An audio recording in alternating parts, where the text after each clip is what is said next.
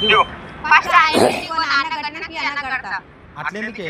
అన్నకు జాబ్ ఉన్నది, ఎక్కువ పైసలు పెడతాడు. ఈ అన్నకు జాబ్ లేదు, ఏం పెట్టాడు. ఫస్ట్ రాక అన్న కడదాం నాడు. సరే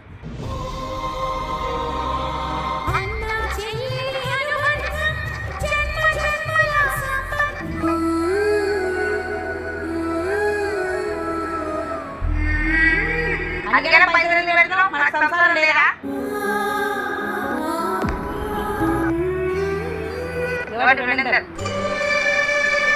అవి కూడా వద్దా, పర్సులో పెట్టుకో.